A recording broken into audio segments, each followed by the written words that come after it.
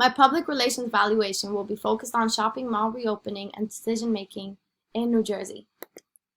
Here's a timeline of decisions executed by the Governor of New Jersey that have impacted the operations of all non-essential businesses, including malls. On February 3rd, the Governor, Phil Murphy, created the state's coronavirus task force in order to coordinate the state's efforts to respond to the public health hazard posed by coronavirus. On March 9th, the governor declared both a public health emergency and a state of emergency. On March 16th, Governor signed Executive Order Number 104, placing statewide limitations on non-essential retail businesses, which includes malls, and also mandated that all non-essential retail, recreational, and entertainment businesses cease their daily operations from 8 p.m. to 5 a.m. On March 21st, Executive Orders 107 were issued and closed all brick-and-mortar premises of non-essential retail businesses to the public. It also stated that indoor portions of retail shopping malls were closed to the public. On June 15th, the Governor signed Executive Order 150, which allowed non-essential retail businesses to reopen their brick-and-mortar premises, but operate at a 50% capacity. And on June 18th, Phil Murphy announced that the indoor portions of retail shopping malls could open on June 29th.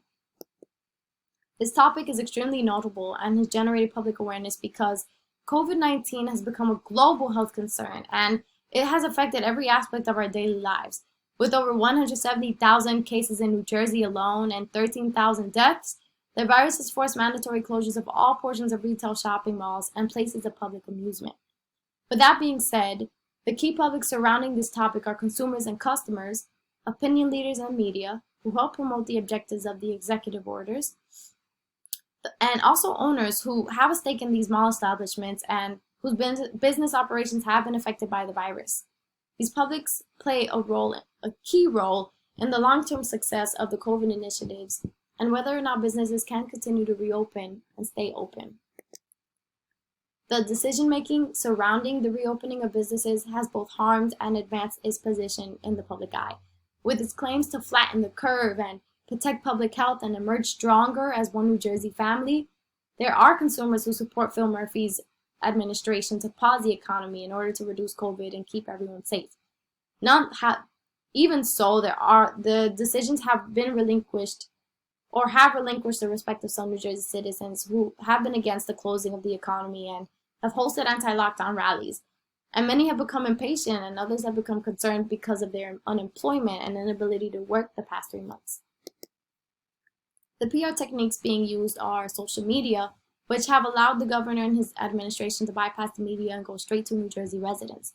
With the use of social networking sites such as Twitter and Instagram, they've been able to be followed by both journalists and consumers and manage issues by responding quickly to criticisms and negative impressions while increasing exposure of their agenda. Both press releases and speaking engagements such as coronavirus briefing media have helped stimulate interest, raise awareness, and allow target audiences to stay informed and updated daily. There's a link on the NewJersey.gov website that allows you to access all press releases since the beginning of the year.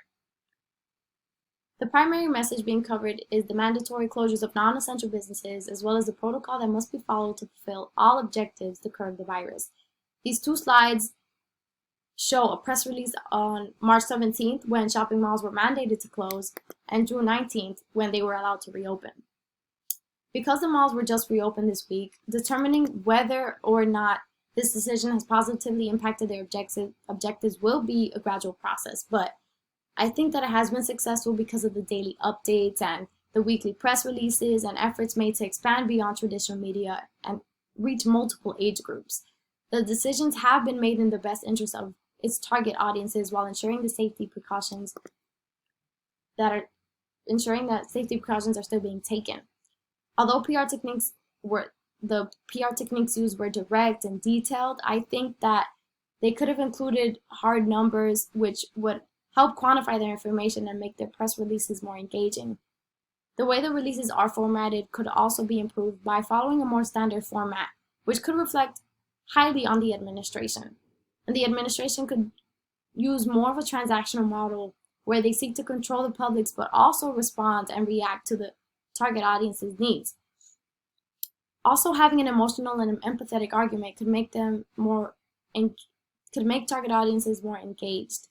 If I had to choose one word to describe this decision, making process, I'd say it's comforting. With the daily updates and safety protocols being mandated in public settings, I don't have to worry about what exactly is going on around me every day.